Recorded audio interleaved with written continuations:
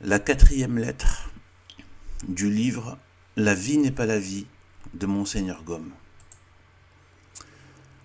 Cher ami, pourvu de toutes les ressources de la puissance, de la richesse et de la science élevée au plus haut degré, Salomon se met à l'œuvre.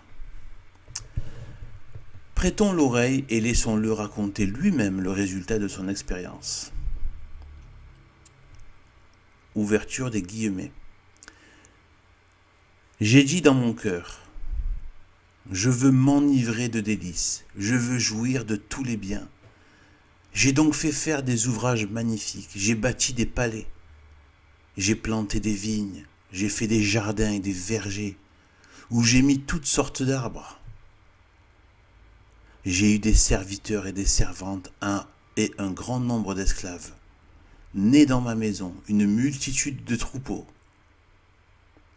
Plus que n'en ont jamais eu tous ceux qui ont été avant moi dans Jérusalem.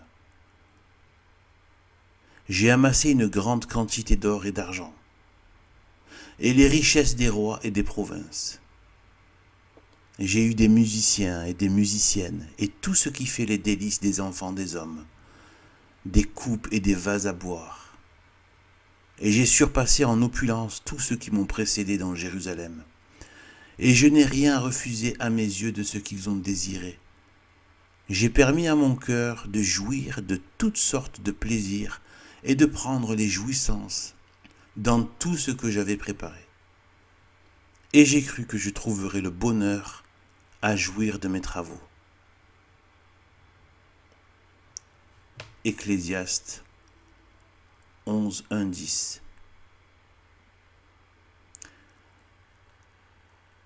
Fermeture des guillemets. Certes, l'expérience ne laisse rien à désirer. Quel est l'homme qui l'ait jamais faite, ou qui puisse se flatter de la faire dans de pareilles conditions? Voyons le résultat. Le royal expérimentateur continue. Ouverture des guillemets.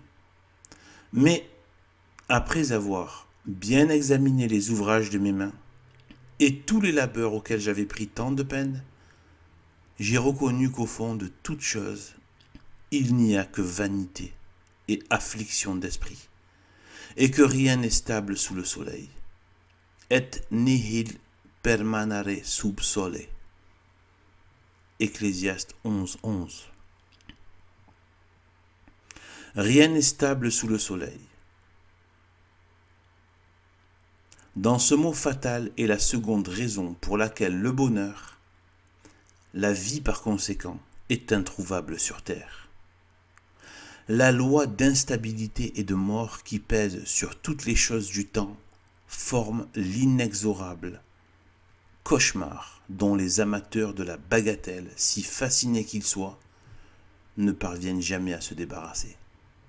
L'histoire rapporte que Caracalla, fils de l'empereur Septime Sévère, poignarda son frère Geta sur les genoux de leur mère.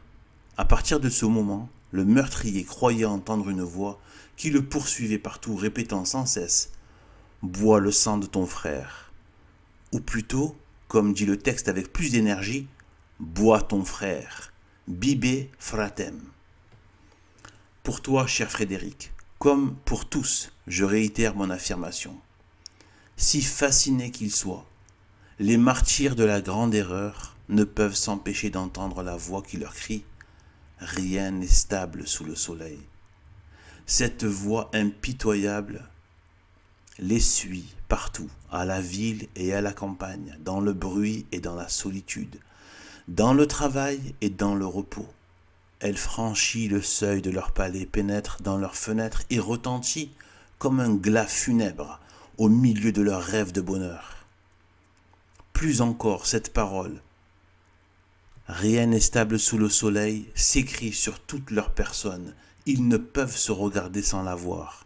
Cette tête qui se découronne, ces cheveux qui blanchissent, ces rides qui sillonnent leur front, ces yeux qui s'affaiblissent, ces dents qui tombent, ces jambes qui fléchissent, ces épaules qui se voûtent,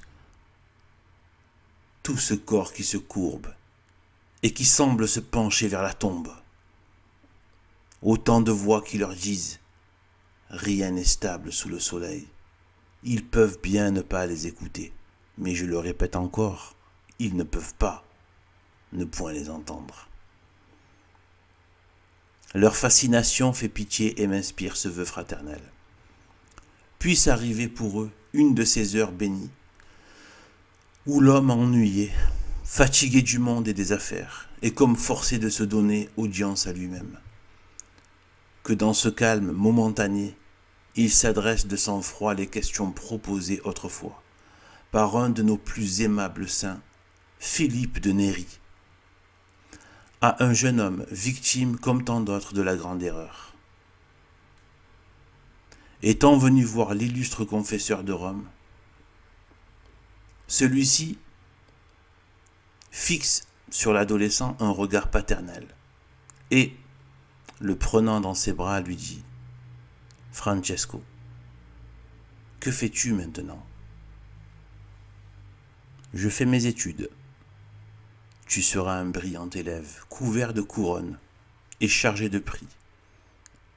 Et après ?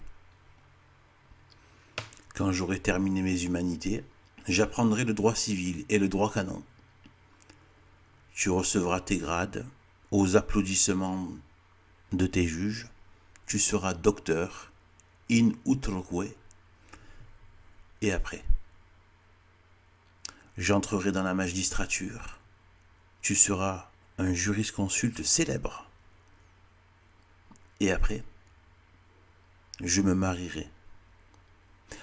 Tu auras une belle et nombreuse famille. Et après ? Je continuerai d'exercer ma profession, afin de donner une position honorable à mes enfants. La fortune te sourira, ils seront riches. Et après ? Je composerai des ouvrages utiles à ceux qui suivront ma carrière.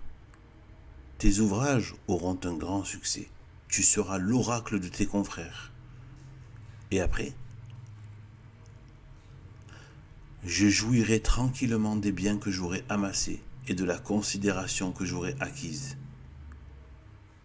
Tu vivras dans l'abondance, ton nom sera honoré.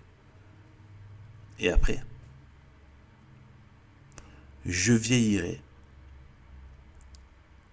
et, comme tous les mortels, je payerai le tribut de la nature, je mourrai.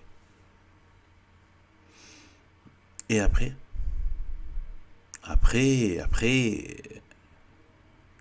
Oui, après, cher Francesco, il faudra être jugé, absous ou condamné, sans appel pour toute l'éternité. Je ne blâme rien de ce que tu veux faire, seulement si tu te laisses absorber par les travaux de la vie présente, sans les rattacher par la foi aux réalités de la vie future, tu tombes dans la plus dangereuse et la plus cruelle des folies. Tu te seras consumé à poursuivre un fantôme que tu n'auras pas saisi. Et à l'heure du départ, tu te trouveras les mains vides, vides de bonnes œuvres, semences de vie immortelle, et peut-être pleines d'iniquité, semences de mort sans résurrection. Francesco garda le silence, embrassa le père et sortit. Mais le coup était porté. L'après du père Philippe lui restait dans l'esprit comme une goutte de résine tombée dans les cheveux. Il ne pouvait s'en débarrasser. De guerre lasse, il se met à méditer cet après important. Bientôt, Dieu aidant, ses illusions disparaissent. Il comprend que la vie d'ici-bas n'est pas la vie. Et, en homme sage, il la fait résolument servir à l'acquisition de la vie véritable. Je termine cette lettre, mon cher ami, en te rappelant une dernière fois la terrible parole. Rien n'est stable sous le soleil. Jeunesse, santé, beauté, plaisir, honneur, existence, tout passe. Là est le ver rongeur de tous les fascinés.